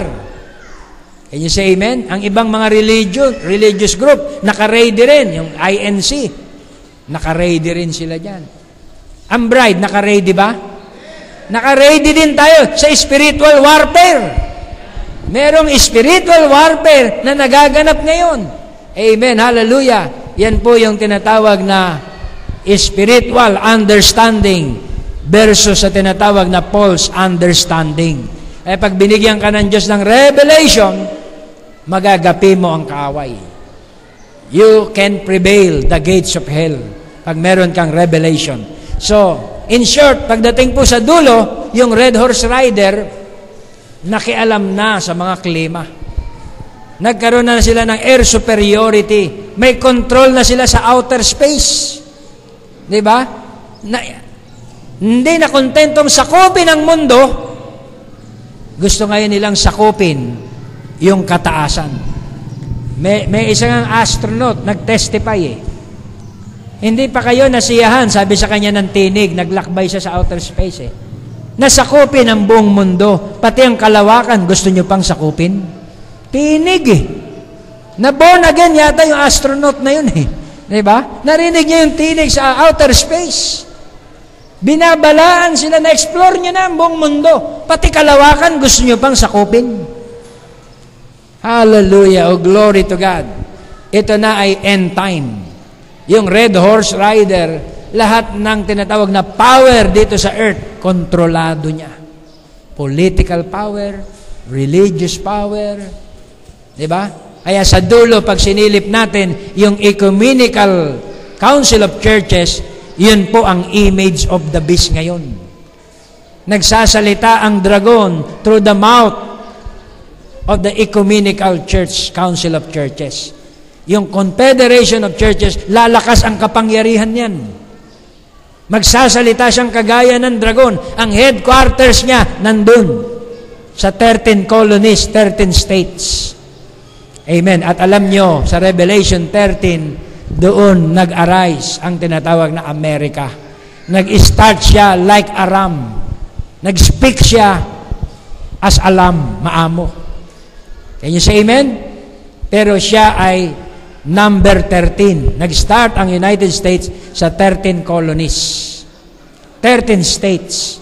Ngayon, di ba? More than 50 states. Kaya mapansin natin, doon na-establish ang tinatawag na United Nations at doon na-establish din yung tinatawag na World Council of Churches. Andun ang headquarters. Okay? Ibinigay na ng tinatawag na Amerika ang buong lakas niya sa UN.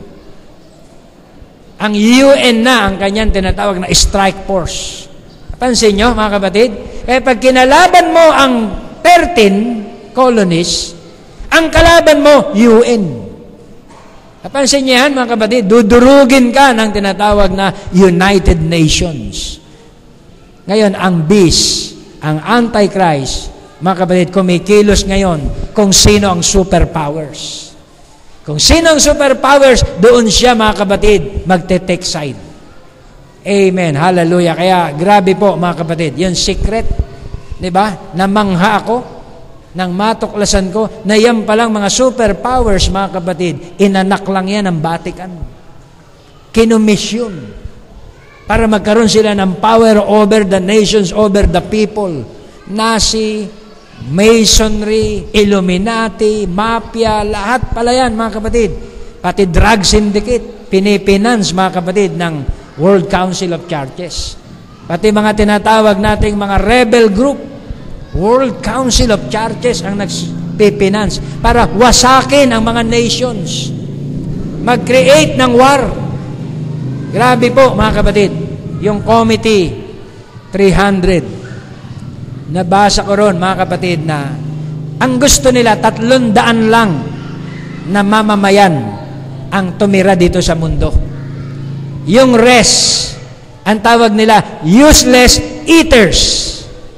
Ibig sabihin, karibal pa nila tayo sa kasaganaan ng mundo.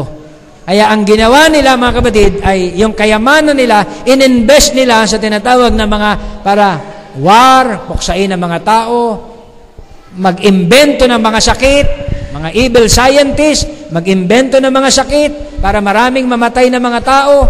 Kasi yung tinatawag na balance of nature, ang tawag nila dyan, balance of nature. Pag hindi mapipigilan ang pagdami ng tao sa mundo, sabi ng mayayaman, pati tayo maapektuhan at magugutom. Kaya kailangan bawasan natin ang tao sa mundo.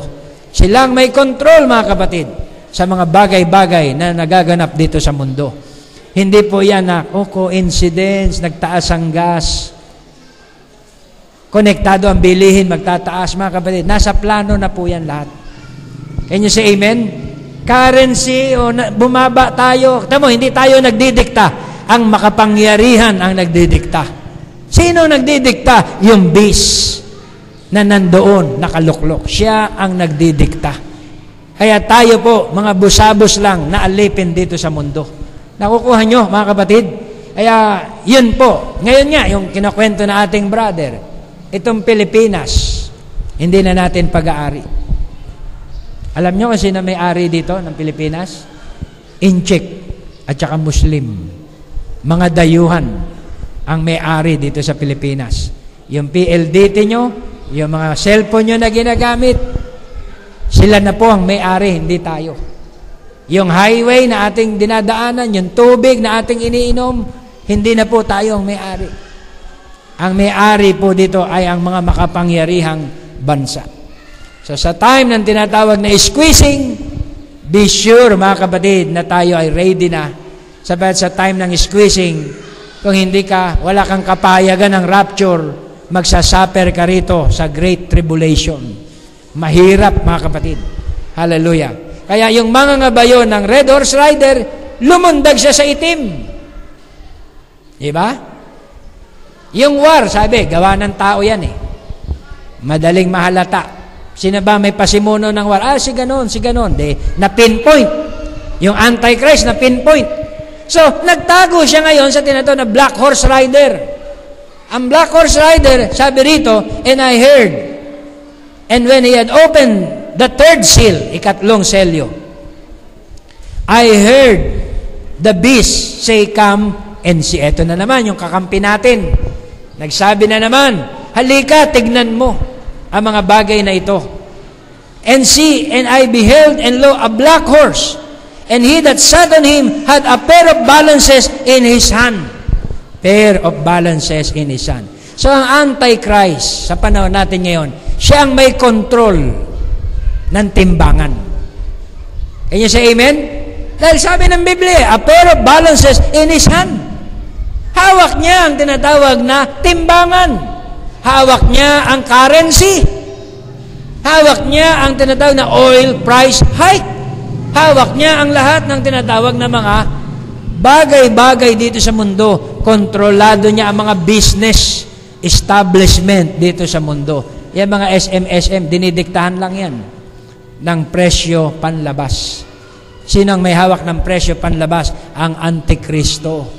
Timbangan sa kanyang kamay. Ang ibig sabihin, hindi lamang po mga presyo, pati ang batas siya may hawak. Diba? Nakita niyo ba mga kapatid, maging ang justice system, may piring. Ibig sabihin, walang kinakatigan, walang tinitignan. May drawing po mga kapatid, yung piring. Nakaangat yung isang mata eh. Nakasilip eh. Kasi mas mabigat yung isang side. Nakuha nyo mga kapatid, ang Antichrist, kontrolado niya lahat. Justice system, wealth, economic, lahat mga kapatid, na mga bagay sa mundo, siya po ang may control. So kung mapaghihirap niya ang isang bansa, ang mga tao magugutom. Tama? Pag ang mga tao nagutom, gagawin nila kahit ano. Amen?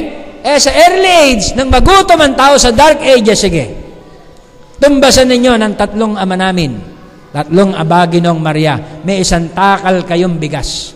Nangyari sa dark ages, mga kapatid. Hallelujah.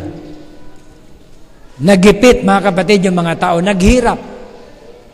Yung kita sa buong maghapon, sa pamamagitan lang ng tinatawag na 1 denaryo, yung 1 denaryo, drachma.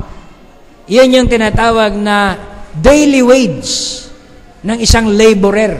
Magkano po ngayon ang ating minimum? 400? Ha? Ganon? Ayun, 400. Yung 400, minimum wage. Yung 400 sa isang pamilyang malaki-laki, kukulangin pa.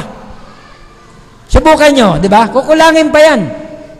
Sa panahon noon, yung drachma, yung isang yung tinatawag na daily wage, ang mabibili lang niya, mga kapatid, ilang taka lang. Diba? Ilang gatang lang na tinatawag na harina. Yung gatang po ng harina, yun po ay symbol ng bigas, symbol ng pagkain ng tao. So, ibig sabihin, sa panahon natin kinabubuhay, kung minimum ka lang ngayon, hindi sasapat. Magugutom ka. Mauobliga kang makompromise. Mauobliga ka maipit. Kaya uobligahin ng Antikristo, mga kapatid, ang mga taong nasa kagipitan sa time na yan, na makompromise. Sabi sa Daniel, tutulungan sila ng kaunting tulong. Tama? Sa Daniel? At kung sila, mga kapatid, ay mabiyag na, sasakupin sila. Hallelujah! Yun po ang tinatawag na Black Horse Rider. Kapangyarihan sa tinatawag na kagipitan ng tao, famine, drought, black horse, mga kapatid. Sabi dito, and I heard a voice in the midst of the beast, a measure of wheat for a penny, and 3 measures of barley for a penny. Ito po ang side natin, and see, thou art not the oil and the wine. Ito po ang blessing. Kung ikaw yung tinutukoy dito na oil and the wine, hindi ka pwedeng saktan ng black horse rider. Makaka-overcome ka sa iyong daily wage. Diba? Sa iyong tinatawag na income, sa iyong family. Dahil sabi, heart not the oil and the wine. Dahil ang oil and wine sa Bible ay Christian na merong baptism ng Holy Ghost. Oil means Holy Spirit. Can you say amen? And wine means stimulation of revelation. Sa Book of Acts chapter 2, ang mga alagad nagsalita ng wika. Sabi ng mga tao, mga lasing lang yan. Mga kapatid, hindi kami lasing sa alak. Kami lasing sa Espiritu Santo. So wine means stimulation of revelation. Hindi daw pwedeng saktan. Napansin nyo mga kapatid, kaya hindi tayo dapat matakot sa mga bagay na ito. Diba? Dahil sabi, huwag nyong galawin ang oil and wine. Kung ang Diyos ay nasa iyo, sinong laban sa iyo? Amen. Hallelujah. Oil means Holy Ghost. Hallelujah. Kaya mapansin po natin, nakapreserve ang bride. Kahit medyo mahirap ang buhay, di ba? Sa biyaya ng Diyos, hindi pa niya pinapasala. Di ba? Pagdating ng hapon, may maisasaing pa rin. Pagdating ng umaga, meron pa rin maaalmusal. Dahil sabi, heart not the oil and the wine. Although mayroong mga tinatawag na famine, drought, epekto po yan ang tinatawag na black horse rider. Diba? Ang mga karamdaman, ang mga diseases, pasok po tayo dito sa end time. Diba? Sa natuklasan ng tao, yung sakit. Diba yung mga tinatawag na insecticide? Diba? Sa mga probinsya, kinakarga sa eroplano, i-sprayan yung mga plantation. Ama, mga kapatid? So yung mga balang, yung mga insekto, hindi nila sisirain yung pananim. Ngayon po, mga kapatid, yung tinatawag na chemical, ini-spray sa himpapawid. Di ba? Makakita ka jet plane na sobra-sobra usok. Ang tawag po ron, chemtrail. Di ba? Dahil pag lumipad ang jet plane, mga kapatid, na high octane, wala pong makikita ka doon na guhit lang yun. Yung chemtrail, sumusobra-sobra ang usok niya. Pag nalanghap ng tao, magiging noisome and grievous sore na sinabi sa Biblia, mga sugat at sakit na hindi gumagaling. Zechariah, madalas kong i-mention yan, di ba? Sa chapter 14, di ba? These are the plagues, di ba? That I will send unto you. Those who fought against Jerusalem, habang sila ay nakatayo pa, maagnas na ang kanilang katawan. Ang kanilang mata ay maagnas sa kanilang sakit. Malulusaw ang kanilang katawan sa tinatawag na plague na yan. Ano po nangyari? Meron pong sakit na kumakalat ngayon sa buong mundo at kinatatakutan. Di ba? Ito po yung sakit na tumitira sa tinatawag na likod ng balat ng tao. Kinakain po, mga kapatid, ang laman ng tao, buhay. May mga uod na nandoon na hindi nila magamot. Diyan po sa Sampabian, meron na pong 2 dyan na sa record na namatay. At sa Amerika, meron na rin, kumakalat na rin, mga kapatid, sa California. Diba? Lahat ng na-sprayan ng chemtrail. Diba? Yung naglilibing, natatakot maglibing. Saan ka nakakita na ganun? Tagapaglibing na lang, natatakot pang maglibing. Dahil doon sa plague na yan. Masahol pa sa AIDS. Yung AIDS, pwede ka pang mabuhay na mga ilang taon. Masahol pa sa cancer. Dahil ang bilis po, mga kapatid, ng bakterya na yun na hindi malaman. Diba? Parang asido na kumakain sa laman ng tao. Kinatatakutan po yun sa Amerika ngayon. Hallelujah. So yun ang plague na nandito sa mundo. Pero sabi, heart not the oil and the wine. Can you say amen? Kaya wala tayong pagkatakot dahil tayo ay nasa Diyos. Yung plague na yan ay sa mga mark of the beast. Magba-backdrop yan sa kanila. Diba? Minsan yung ginawa ng tao. Sabi ng Bible yan, they that destroy the earth, God will destroy them also. Ay akala ng tao, diba? Para advancement ng science, technology, pinakamaunlad na bansa. Alam mo, sa Japan, mga kapatid, napakatindi po, napakanipis na ng ozone layer sa kanila because of technology. Sa China, mga kapatid, yung smog doon sa kanila, hindi na magkakitaan. Di ba? Sa grabing technology, sinabi ng Biblia, they that destroy the earth, God will destroy them also. Wag na tayong lumayo. Dito na lang sa Pilipinas. Yung mga taong mahilig magputol ng mga puno. Di ba? Pagbuwelta ng kalikasan, ano po na? Flash flood. Di ba? Undoy. Mga trosong gumugulong na putol. Di ba? Yung sinira ng tao, yun din ang sisira sa sangkatauhan. Can you say amen? Hallelujah. Supposed to be mga pananggalang yan sa flash flood. Mga pananggalang yan sa mga bundok para hindi umago sa malalakas na tubig. Pinutol. Ninegosyo. Ano pong nangyari? Bumuwelta ngayon sa kalikasan, flash flood. Huwag ka nang lumayo. Isang bahay lang. Tapon ng basura sa ilog. Tapon ng basura sa ilog. Nagbara. Ano po nangyari? Lumalim ang tubig. Diba? Yung ginagawa ng tao dito sa mundo, yung kinakalat natin na mga ways, bumubuwelta rin sa atin. Bukod pa doon sa tinatawag na scientist na gumagawa ng mga sakit. Amen? Yung tinatawag na sakit, yung mga plague sa Egypt, kayang imbentohin ng mga tao dito sa ating kapanahunan. Kaya nila mag-imbento ng plague.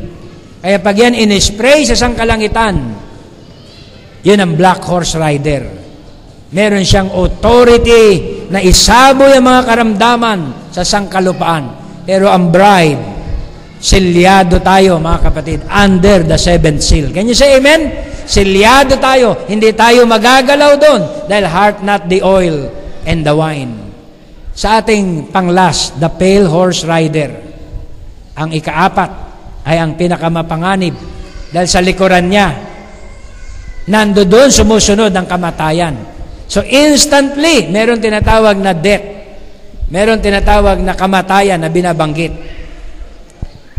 Hallelujah. So, kung ma-deceive ka nitong pale horse rider na to, wala na pong pag-asa. Sabi sa message, mga kapatid, pag pinaghalo-halo mo siya, yung mga color ng tinatawag na deception, white, red, sa architecture, sinubukan ko rin yan eh. Meron kaming subject na drawing, hinalo ko yung white, hinalo ko yung red, hinaluan ko siya ng black, ang naging resulta ng kulay ay pale. Diba? Sinabi yun ni Barbanam. Pale is the color of deception. Ang abuhin ay kulay ng pandaraya. Kaya sa huling panahon na to, yung ikaapat na mga ngabayo, equivalent siya ng ika-fourth insect. Yung fourth insect, kung di ako nagkakamali, ay tipaklong. Diba? Tipaklong yon, yung sinasabi doon sa Joel. Siya ay bumababa sa ilalim ng lupa para sipsipin yung pinakasap, yung natitirang buhay sa puno. So yung pinaka-spirituality ng tinatawag na Christian church ay kung maaari, sisip-sipin niya at wala siyang ititirang buhay. Kaya makakakita ka ng mga punong tuod. Nakatayo pa, pero wala na po sa ilalim yun. Wala nang buhay. So ang atake ng ika-pale horse rider, matindi po mga kapatid. Gagamitin niya yung apat na teknik ng mga ngabayo. Pagsasama-samahin niya para i-deceive ang tinatawag na Christian church. Amen. Yun ang pinaka-worst mga kapatid. Hindi niya napupuntiryahin yung bunga. Hindi niya napupuntiryahin yung dahon. Ginawa na ng mga uod yun at mga balang. Hindi niya napupuntiryahin yung bark of the tree. Yung bark ng tree, yung pinaka-balot, ang dumadali dyan, kuliglig. Diba? Tinatalupan niya yan. Pero itong tipaklong, ang kanyang talagang pinuntirya, yung life. Kaya ang Antichrist, ang ipupuntiryahin sa iyo, life. Yung natitirang spirituality na alam mo sa salita ng Diyos, ay kanyang kukunin pa sa iyo. Yun ang deception ng tinatawag na Antichrist. Siya ngayon ay nasa form din ng tinatawag na word. Yun ay false word. False teaching. Yun din ay form ng prophet ngayon. False prophet. True prophet versus false prophet. Can you say amen? Pastor, meron ka na bang na-meet na ganyan? Marami na. Marami na, mga kapatid. True prophet versus false prophet. Diba? Merong showdown in these last days. Dahil ang pale horse rider, kumikilo siya sa mga false prophet. Nagbabanggit-banggit din ang pangalan ni Brother Branham. Pero they are false prophet. Ang turo nila, walang rapture. Ang rapture, spiritual lang. Walang literal na pag-agaw. Biruin yan? Walang literal na millennium. Ngayon na ang millennium. Bakbakan kami ng false prophet. Walang new heaven and new earth. Ito na ang new heaven and new earth. Wala pong ganun turo ang Bible, maging si Brother Branham. Kaya ang false prophet ngayon, may dalading verse. May knowledge din sa Word of God, pero ang dala nilang message, perverted. Kaya ang pale horse rider, mga kapatid, kokonkerin niya ang lahat na nagdadala ng religion. Diba? Ia-umbrella niya lahat ng mga tinatawag na mga non-sectarian. At ang doktrina nila, lahat tama. Walang doktrina. Meron na pong ganyang grupo, mga kapatid. Ang Ecumenical Council of Churches ay wala pong doktrina. Let us love one another. Lahat ng false teaching na yan, mga kapatid, ay hindi po itutuwid. Kaya lahat na makakain, lahat na makareceive, lahat na maging partakers ng ganyang mga turo ay impyerno kaagad, mga kapatid. Meron kaming kilala, si Jesus Christ daw may sex desire. Diba? Kakaiba po, mga kapatid, yung grupong ganyan. Hindi po yan sinabi ng Bible. Kaya doon sa simpleng quotation, maglalagay ng sariling turo, i-interpret. Ang tawag po doon, mga kapatid, ay under na po yan ng pale horse rider. Ang gagawin ng Antikristo ng beast, kokonkerin niya lahat ng religion at mapopoot sa bride. Kasi ang bride lang ang merong tamang mensahe. Ang bride lang ang nakabalik sa fullness ng turo ni Kristo. Kaya kakalabanin nila lahat, mga kapatid, ang sinasabing bride. Then bago mangyari yan, ang rapture ay darating. Ang mapapagkamali nilang bride ay yung nominal churches. Ipe-persecute nila ang mga foolish virgin. Wala na ang bride. Amen? At that time, mga kapatid, bago nila isagawa ang persecution, wala na ang bride. Naganap na ang rapture. Di ba? Dumating na yung Orion na nasa constellation ng mga nakaraang araw. Nag-appear yung bituin ng Orion. Di ba? Next event. Di ba? Na magaganap. Yung moon nagkaroon ng circle. Nasa baba na yung Jupiter. Patapos na ang Son of God ministry. At ministry na ng tinatawag na Son of Man. Then sa right side ay yung tinatawag na Orion, the coming prince. Ang ibig sabihin po nun, yun ang rapture. Mga kapatid, ano pong gagawin natin kung maiksi na ang panahon? Kung meron na lang 1 taon o 2 taon na panahon o hindi natin alam, anong gagawin natin? Amen? Sa panahon na ito, he that is filthy, be filthy still. Pastor, sa tribulation pa yan. No, ngayon na, nagaganap na yan. Siya na masama ay magpapakasama. Siya na mabuti ay lalong magpapakabuti. Ito ang panahon na ating kinabubuhay. Hindi pwedeng in between. Pastor, pwede ba ako ay malahininga lang? Hindi. Sabi ng Bible, isusuka ko kayo sa aking bibig. Kaya ang kapanahonan na to na ating kinabubuhay ay perilous times. Kinakailangan mainit ka na, maging mainit ka na. Grabe na po yung mga pangitain sa mga kapatiran. Sabi sa message, i-observe. Diba? Pagmasdan at bantayan ang bawat mga hula o mga panaginip. Sapagkat malapit na ang panahon. Can you say amen? Tayo ay nasa edge na. Oh, hallelujah. Yung mga news na naririnig natin, tumutugma na po dito sa kawakasan ng panahon. Any moment. Kumbaga nasa ano na tayo eh. Nasa dulo na ng kapanahunan. Anong next event na magaganap dyan? Rapture na. Ang pale horse, nagko-conquer na at marami na nako-conquer ng death. Diba? Nako-conquer ng death. Hallelujah. Yung isang kapatid nga natin, sabi ng isang pastor, Brad, paano kung makonvert? Madala ko sa church. Imposibleng makonvert, sabi ko. Bakit? May vision, may 2 brother na dito sa church preacher. Tinubuan ng sungay. Sabi ni Bal Israel, hindi ko pinagsabi, pastor. Baka ako awayin, preacher eh. Wala na ngayon. Sabi sa kanya ng tinig, may susunod pa. Sino? Yan, yung musician nyo. Magre-rebelde rin sa church. Eh sabi ni Brad, Lord, baguhan siya eh. Bakit ganun? Mga elder pa. Then, dumating ang fulfillment ng dreams, ang prophecy niya, nag-come to pass. Diba? Yung 2 may sungay, umalis. May humabol na isa, yung musician. Kilala niyo yung Brad? Wala na, yung manipis na, yung buhok. Sumama. Na-vindicate yung dreams ng ating kapatid, Brother Israel. Meron siyang isa pa na sinabi, pero yun ay secret. Under observation. Can you say amen? Dahil meron mensahe sa kanya, bumilang ka mula ngayon. Hoop, secret. Malapit na po ang panahon. Diba?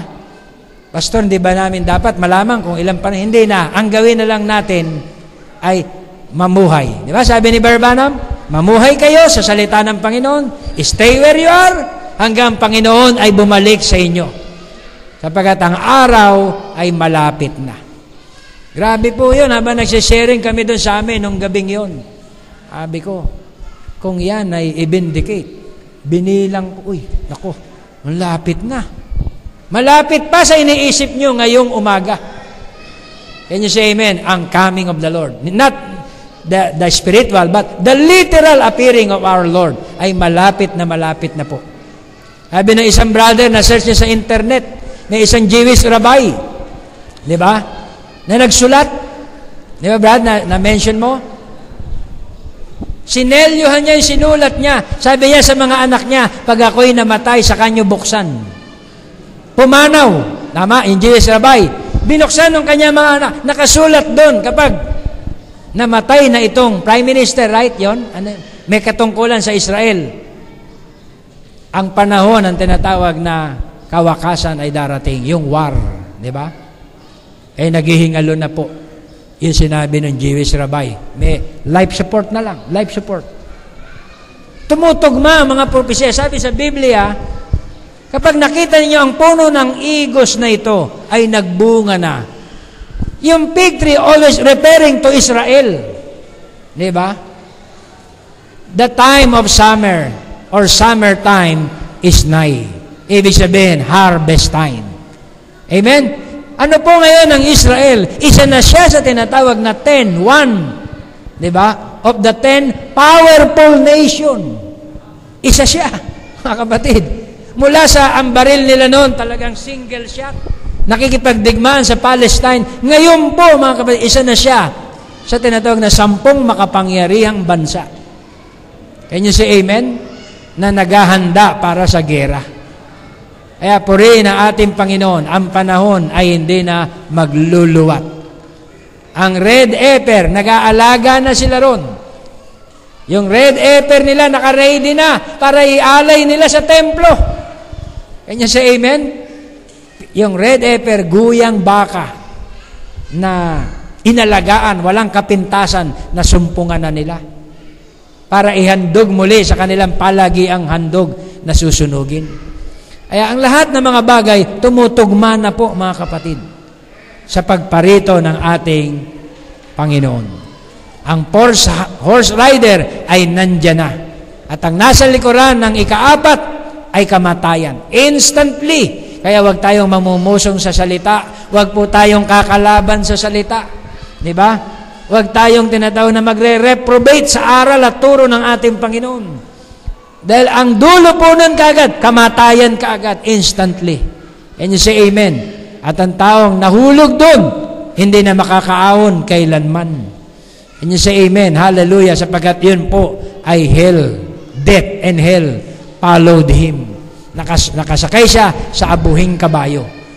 Wala, ang kanyang gagawin ay bumihag, dumaya at dumaya ng mga tao. Diba? Pero ang ibinigay sa kanya ay sapat na bilang lang. May bilang na mga bride na hindi niya madadaya. Diba? Kung 1/4 lang of the earth ang ibinigay sa kanya, 1/4 lang yon na madideceive niya. Pero yung iba ay nakapreserve po sa ating Panginoon. So God bless you all. I hope naintindihan niyo po ito sa iba nating panahon ng pag-aaral ay pwede po natin yang ipaliwanag ng detail. Ngayon po mga kapatid, sinagi lang natin dahil ito'y open door para magkaroon tayo ng tinatawag na background sa mga kaganapan ng 4 na mga ngabayo. Ngayon po ay nandito na at nasa ika-4 na tayo. At ang katapat niya ay flying eagle. Paano nyo, Pastor, nalalaman yung mga bagay na yan? Bakit alam nyo yung mga bagay-bagay na yan? Dahil ang bantay po sa ika-4 na mga ngabayo, nagsabi, come and see. Agila po. Bakit agila? Ang agila ay God's heritage. Ang God's heritage ay ang bayan ng Diyos, itinulad ang propeta sa isang agila. Kahit napakaliit ng sisiw, nandun siya sa napakataas, nakikita niya yon. Ama, meron siyang 2020 na vision. Kaya ang eagle ay sign ng prophet. Ang kapanahonan na to, ang gift na binigay ng Diyos sa church ay prophecy. Can you say amen? Na makita niya ang mga bagay-bagay na darating. Maiportel niya ang future. Maipreach niya ang past, present, and future.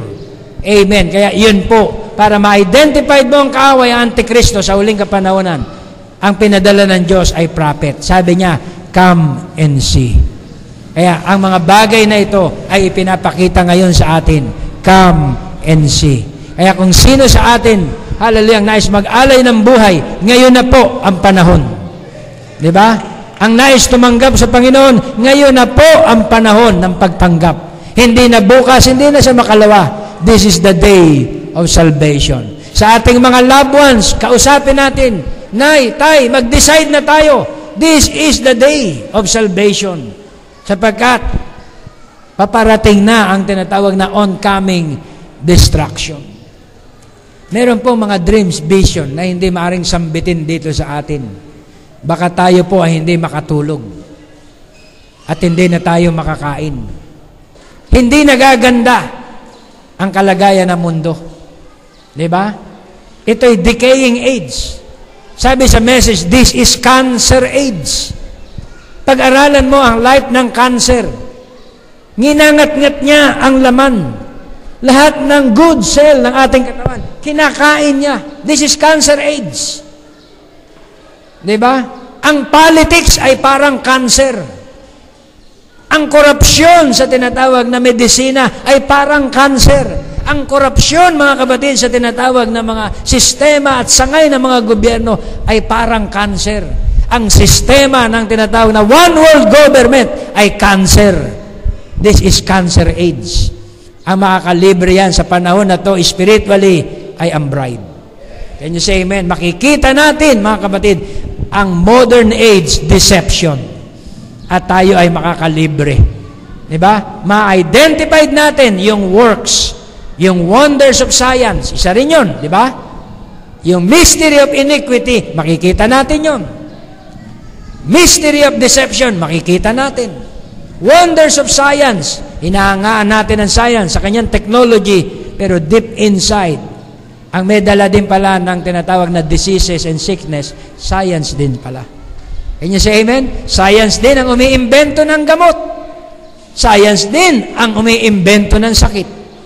Sapagkat sabi sa message, siya ay 4th dimension. Science ay under ng 4th dimension. Ang 5th dimension ay hell. Saan nagkaroon ng wisdom ang mga scientists? Para imbentuhin ang ganyang mga virus at kung ano-ano pang mapamuksa. Ang evil, ang diablo umaon sa ilalim ng lupa. Pinoses ang evil scientists. Can you say amen? I do believe, mga kapatid, yung mga man of renown nung ancient days, I believe with all my heart Bakit nila na-invento ang mga great civilization, great technology in the days of Enoch? Sila ay na-possess, mga kapatid, ng evil spirit. Diba? Fallen angels, pinoses ang kanilang mga pag-iisip para makagawa ng mga bagay na ikapupuksa ng sanlibutan. Even in these last days, mga kapatid, hallelujah, merong 200 million demons na pinoposes ngayon ang mga masasama. Yan ang maglulunsad ng Third World War. Can you say amen? Nasabi yan sa tinatawag na ika-6 trumpet. Ilulus yung tinatawag na 200 million demons. At yung river of Euphrates matutuyo. Magko-crossover yung tinatawag na 200 million demons. Napakarami po nun. Kaya sa mundong ito, yan po ang naglilipana. 200 million demons possess. Can you say amen? Nasa susunod natin pag-aaralan natin yung tinatawag na vials. Pag-aaralan natin yung last trump. At doon natin makita kung paano niyan pinoses ang tao. Hallelujah. Maging ang geographic. May idea na sila, mga kapatid, National Geographic. Nasa time daw ni Enoch, napanood ni Brother Jojo, yung mga man of renown. Kaya nila na-invento yung mga great technology and civilization. Yung mind nila, pinoses ng mga fallen angels. Wala pong pinagkaiba doon sa serpent sa Garden of Eden. Tama? Yung serpent sa Garden of Eden na nilikha din ng Diyos bilang tiller of the ground, pinoses ni Satan. Tama, mga kapatid? Kaya yung serpent, dinisib niya si Eve. Sinidyus niya si Eve. At nagkaroon ng serpent seed si Eve sa kanyang womb nang ipinanganak si Cain. At ang mga lipi din ni Cain, pinoses din ng mga fallen angels sa isip.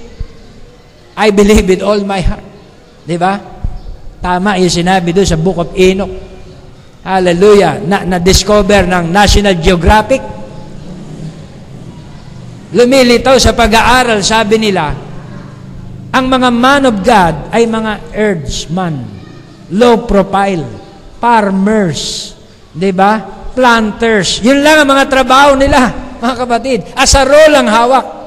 Ba't bigla ang tao nakaimbento ng tinatawag na mga great civilization?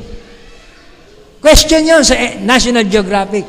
In-explain pala sa Book of Enoch, yung mga fallen angels, pinoses yung mga pag-iisip ng tao para wow, di ba?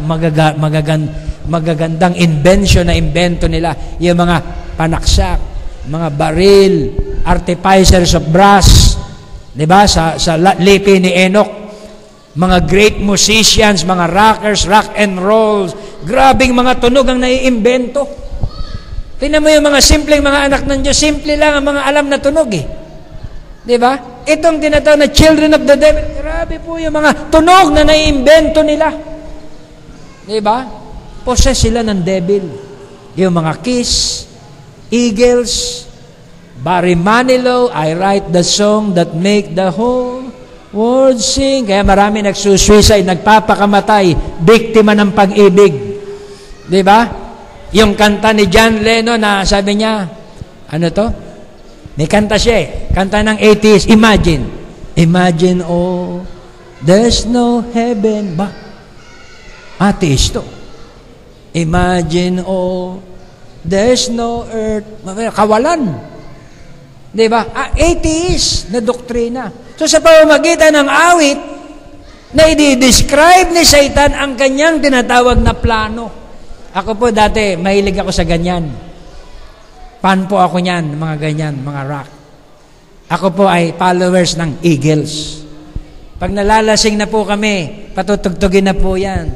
On the dark desert highway. Ayan na po, lasing na kami. Hilong-hilo na kami.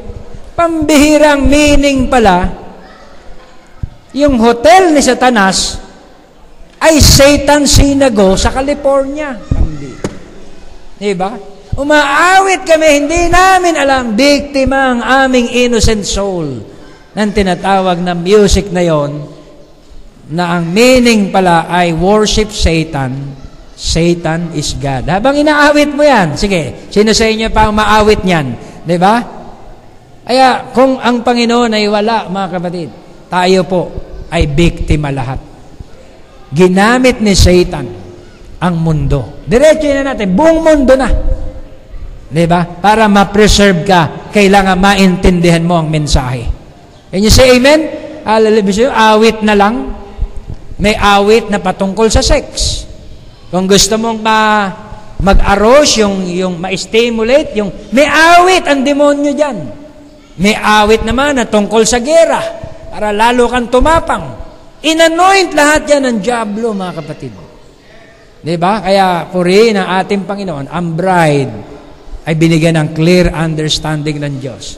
Mga fallen angels, pinoses ang isip ng mga tao. Nandun yun sa Book of Enoch. Kaya pala, kakaiba ang kanilang mga manifestasyon sa mga anak ng Diyos. Ang mga anak ng Diyos, farmers, ang hawak asarol, piko, na kontento sa simplicity ng buhay. Pero yung lipi ni Cain, ay naku po, ang sasama. Grabe po. Pag pinag-aralan mo sa Biblia, sa genealogy, matitindi po, mga kapatid. Kaya, na-adapt yan hanggang dito sa huling panahon. End time, lalo. Si Lamech, pag inaway mo siya, ang ganti niya, makapitong ulit. Di ba? Kaya yung Lamech ngayon, sa huling panahon, isang pindot lang ng button, nuclear.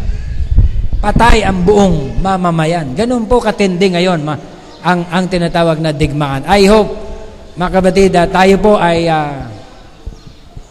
na-quicken sa kapanahonan na to na ating kinabubuhay, na yan ay pahiwatig na ang panahon ay hindi na magluluwat. Any moment po, mga kapatid, ay darating na siya. Can you say amen? Wala nang kasaysayan na tayo iniintay. Yung fig tree, yan ay tinatawag na God's timepiece, ang Israel.